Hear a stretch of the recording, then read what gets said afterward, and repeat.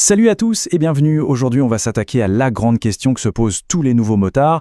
Comment on choisit sa toute première moto à deux sans se planter? C'est un moment génial, hyper excitant, mais on peut vite se sentir un peu noyé sous les infos. Alors, pas de panique, on va décortiquer tout ça ensemble, point par point. Mais avant de plonger dans le vif du sujet, si le permis A2 est fraîchement dans la poche, eh bien un immense bravo. C'est un sacré parcours, beaucoup de travail, et c'est surtout le début d'une aventure incroyable. Et c'est là que les choses sérieuses commencent. Parce que le permis, c'est fait. Et maintenant, on se retrouve face à un choix gigantesque. Tout le monde a son avis. Et honnêtement, on peut vite être complètement perdu. Mais respirez. Le but aujourd'hui, c'est de mettre de l'ordre dans tout ça. Allez, c'est parti, on va commencer par le commencement, par la base, parce qu'il n'est pas négociable. Les règles du jeu imposées par la loi. Elles sont là pour une raison très simple et super importante, la sécurité. La règle numéro 1, la plus simple, c'est celle de la puissance. Une moto pour permis A2 ne doit jamais dépasser 35 kW. Ça correspond à très exactement 47,5 chevaux. C'est vraiment la limite absolue et c'est fait exprès pour qu'on puisse apprendre à maîtriser sa machine sans se faire peur. Alors là, c'est intéressant parce qu'il y a deux grandes familles de motos à deux. D'un côté, on a ce qu'on appelle les natives. C'est simple, elles sont conçues dès le départ pour faire 47 chevaux et demi maximum. Et de l'autre côté, on a les motos bridables.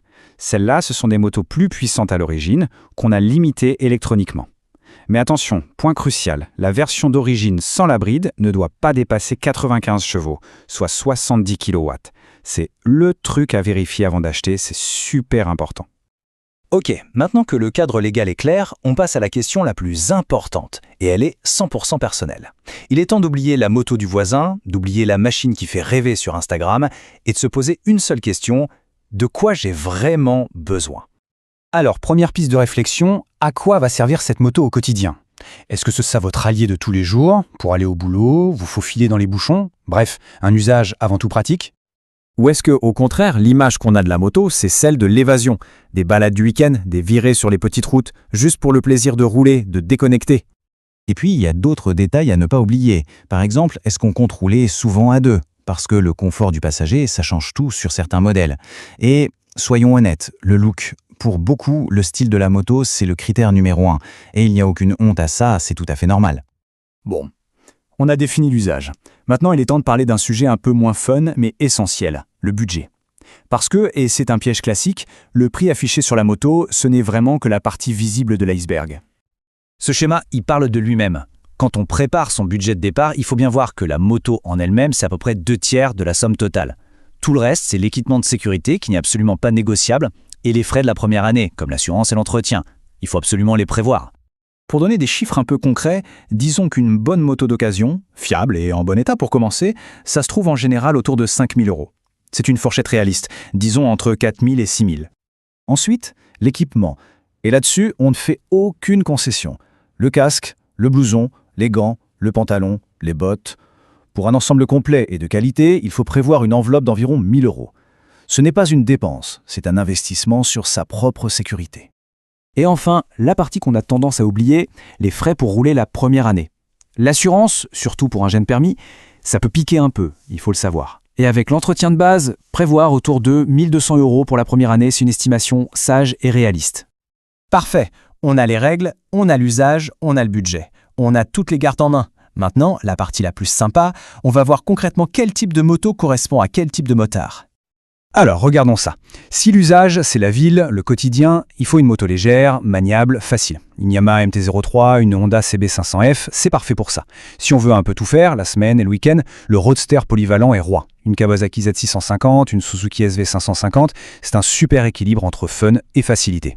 Pour ceux qui privilégient le look, les balades tranquilles, le style chill, alors là, une moto rétro ou custom, comme une Royal Enfield 350 ou une Honda Rebel 500, ça met en confiance tout de suite. Et enfin, pour ceux qui craquent pour le look sportif, pas de problème, il y a des sportifs très accessibles comme la Kawasaki Ninja 500 ou la Yamaha R3 pour avoir les sensations sans se faire peur.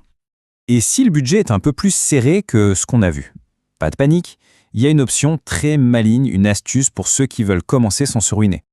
L'idée, c'est de se tourner vers une moto d'occasion un peu plus ancienne, qu'on peut trouver à moins de 2 500 €. L'avantage évident, c'est le prix, bien sûr. Et aussi, on stresse beaucoup moins si on la fait tomber à l'arrêt, ce qui arrive à tout le monde. L'inconvénient, c'est que ces motos sont souvent un peu plus lourdes, elles ont déjà bien vécu, et il faut garder un petit budget de côté pour d'éventuels frais. Et dans cette catégorie, il y a deux véritables légendes. La vieille Honda CB500, c'est une vraie moto-école, réputée indestructible. Et la Suzuki Bandit 500, pareil, très robuste et polyvalente. Mais attention, avec ce type d'achat, on est hyper vigilant. On vérifie toujours que le bridage A2 est bien mentionné sur la carte grise et on demande toutes les factures d'entretien. C'est non négociable. On approche de la fin. On a vu tout ce qu'il faut faire. Pour conclure, voyons maintenant ce qu'il ne faut surtout pas faire. Les erreurs classiques, les pièges dans lesquels on est tous tentés de tomber au début. Il y en a 3 principales. La première, la plus répandue, acheter une moto trop grosse ou trop puissante en se disant « comme ça, je la garde après le A2 ». C'est une très mauvaise idée. C'est le meilleur moyen de se faire peur et de ne jamais être à l'aise. Deuxième erreur, copier le copain. Acheter la même moto qu'un ami juste parce qu'elle est belle, sans se demander si elle nous correspond vraiment. Et la troisième, se jeter sur l'annonce la moins chère sur Internet sans rien vérifier, au risque de tomber sur une moto qui va devenir un gouffre financier. En fait, il faut garder une chose en tête. La mission de cette première moto, c'est de permettre d'apprendre. La priorité absolue, c'est de se sentir en confiance, d'avoir une machine maniable, saine, qui nous met à l'aise. La puissance, le look de fou, tout ça, ça viendra avec l'expérience. Il y a une phrase qui résume parfaitement cet état d'esprit. C'est de voir sa première moto comme un professeur et non comme le grand amour de sa vie. Elle n'a pas besoin d'être parfaite. Elle doit juste être une bonne prof, patiente, indulgente et nous aider à progresser en toute sécurité. Voilà, la balle est maintenant dans votre camp. Avec toutes ces informations, vers quel type de moto vous vous tourneriez ? Partagez vos idées en commentaire, quel est votre usage, votre budget, ça peut vraiment aider tous ceux qui se posent les mêmes questions. Merci beaucoup d'avoir suivi ce guide et surtout, bonne route!